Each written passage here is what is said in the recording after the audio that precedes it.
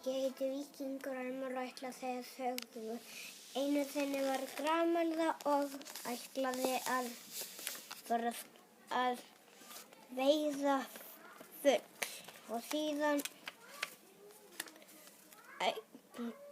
mætti grameldan grænmetisætu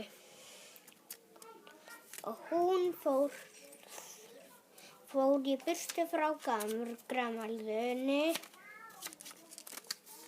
og síðan var eitt hús þarna sem engin risaeðla vissi hvað það heitir.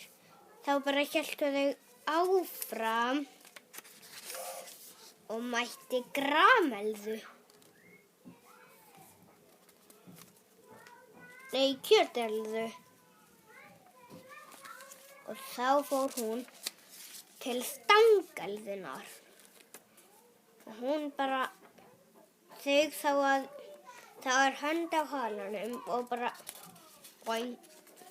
Svo hittu þau grameldu og ætlaði að